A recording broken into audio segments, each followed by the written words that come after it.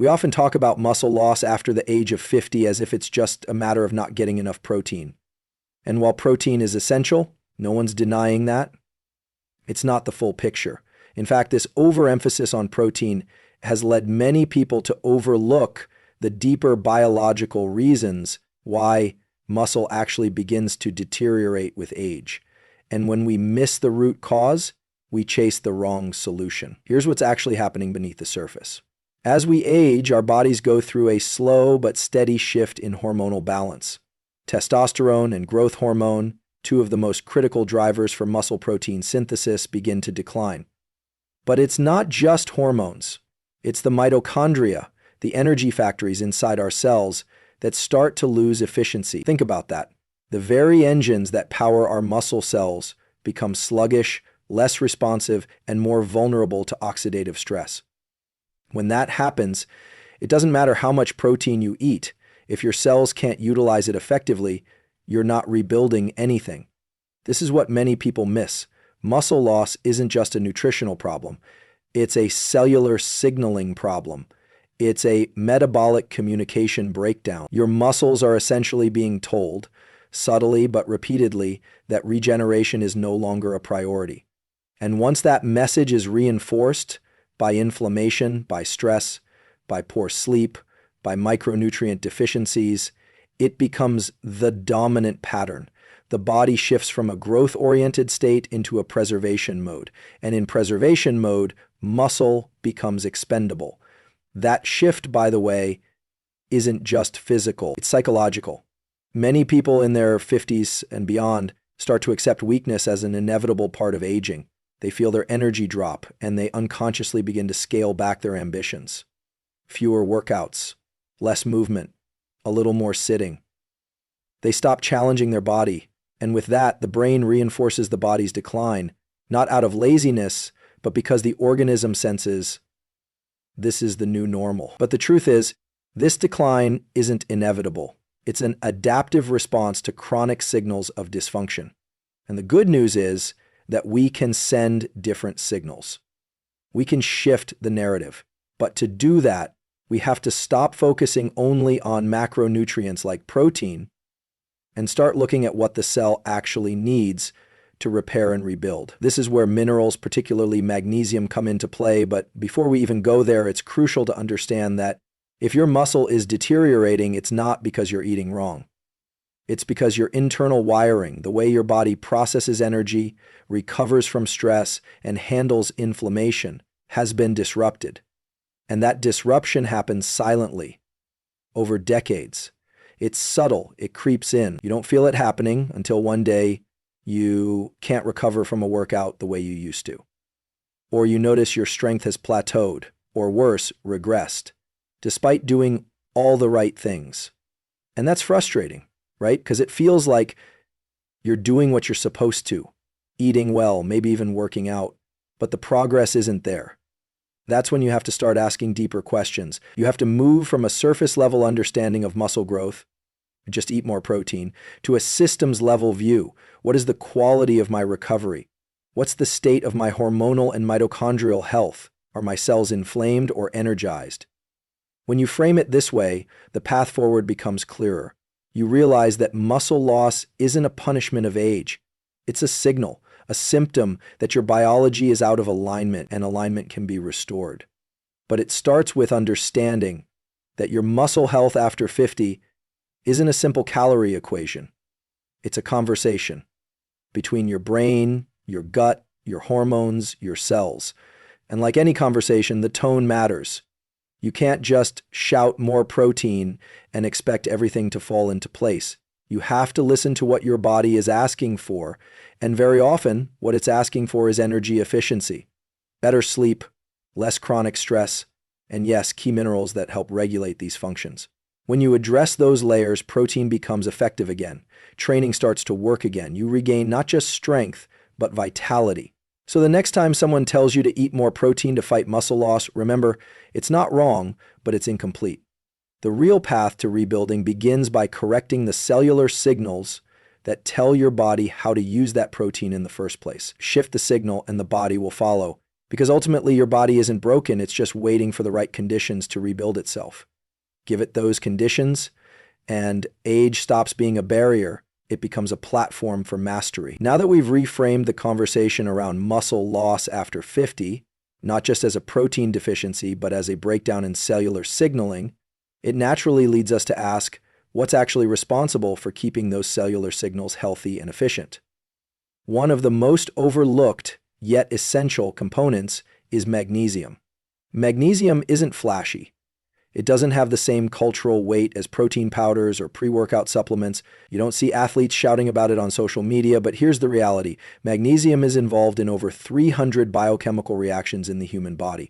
That's not marketing hype, that's cellular biology. It regulates everything from muscle contraction and relaxation to ATP production, insulin sensitivity, and the stability of your nervous system. And when magnesium levels are low, and they often are, especially in people over 50, those reactions become sluggish, inconsistent, and error-prone.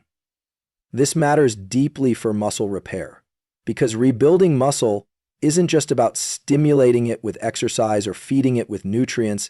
It's about creating the right internal environment, the biochemical foundation where repair and growth are even possible. And magnesium is a cornerstone of that foundation. Let's talk energy for a second. Every time you move a muscle, you're using ATP adenosine triphosphate as fuel. But ATP doesn't actually work in your body unless it's bound to magnesium. In fact, the active form of ATP, the one your cells can use, is called MG-ATP. Without magnesium, your muscle cells can't effectively access or utilize the energy they need to recover. That fatigue you feel after a workout that lingers a little too long, that could be poor magnesium availability. There's also the issue of inflammation. As we age, chronic low-grade inflammation becomes more common. It's one of the silent drivers of disease and physical decline. What most people don't realize is that magnesium is a natural anti-inflammatory agent. It helps regulate cytokine production and immune response, both of which play key roles in post-exercise recovery. So if your body is inflamed, sore, or slow to heal after movement, it's not always a matter of training harder or eating more. It might mean your cells are under-equipped to repair themselves. Another layer here is magnesium's impact on the nervous system. This is often overlooked in fitness discussions, but it's critical. Recovery isn't just physical, it's neurological. Your nervous system has to downregulate after stress. If it doesn't, your body stays in a sympathetic or fight-or-flight state. In that state, muscle breakdown is prioritized over growth. Magnesium plays a major role in parasympathetic activation, the part of your nervous system responsible for rest and recovery.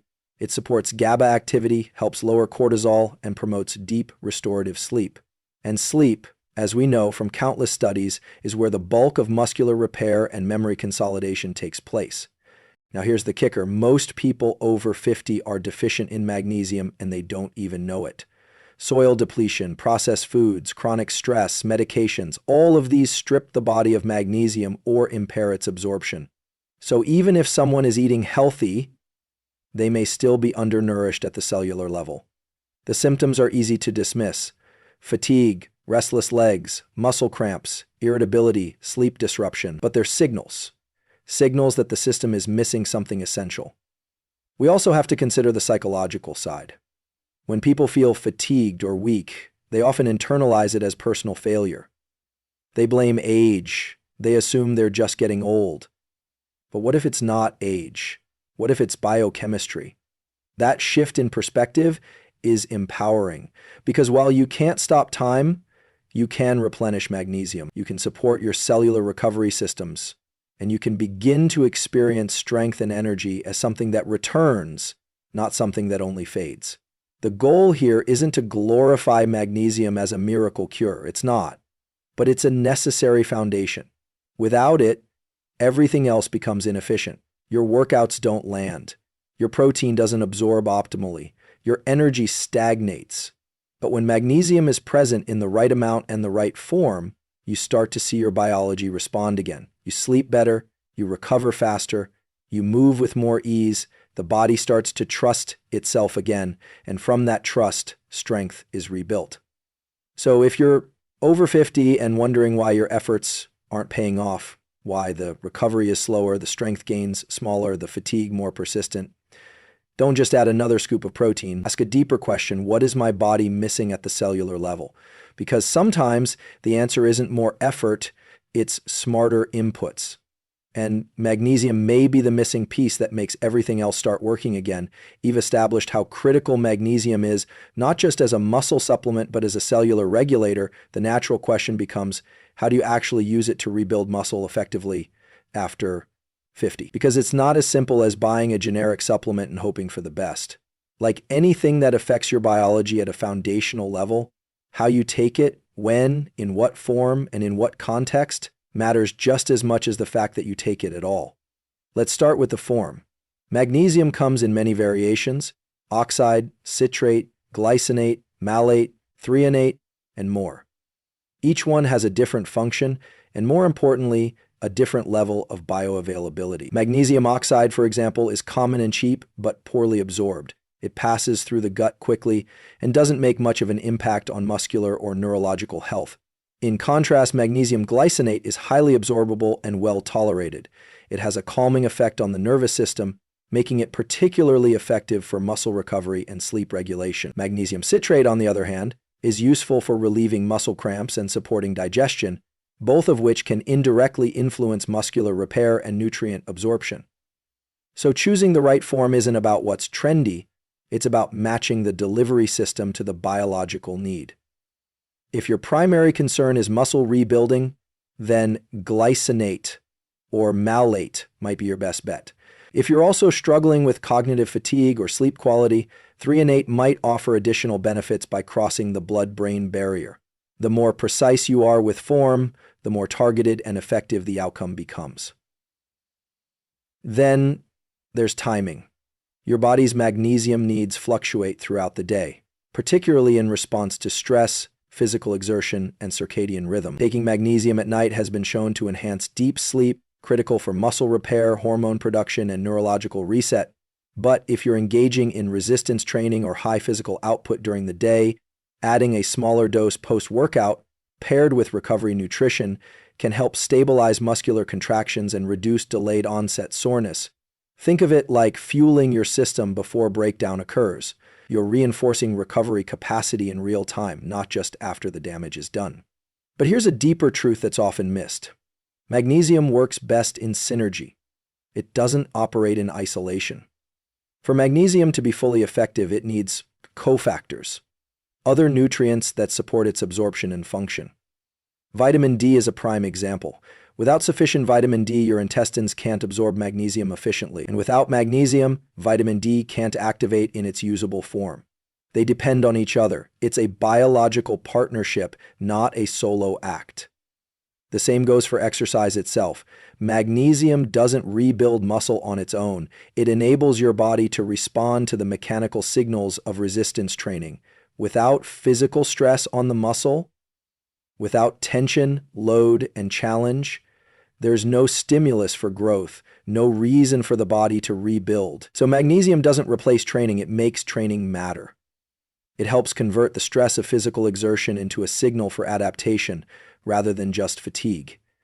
This is where a philosophical shift starts to emerge. Most people over 50 are told to take supplements as a form of defense, protect your bones, support your heart, slow the decline. It's all reactive, but when you use magnesium in the way we're talking about, intentionally, intelligently, in the context of training and sleep, you're not reacting. You're building, you're actively shaping your biology toward resilience, not just preventing breakdown. And that change in mindset matters, because if you approach your body like it's already in decline, it will behave accordingly. But if you treat your biology as adaptive, dynamic, and still capable of growth, your behavior follows. You begin to invest in practices that build capacity, not just buffer loss. You start treating recovery as an art, not a chore. And you learn that supplements like magnesium are not a crutch, but a lever, a tool to amplify the signals you're already sending through movement, rest, and intention. So no, magnesium isn't a magic pill, but it is a powerful amplifier. And when you use it with the right training, at the right time, in the right form, and in synergy with the right nutrients, you shift the entire trajectory of how your body ages. You stop managing decline and you start engineering performance.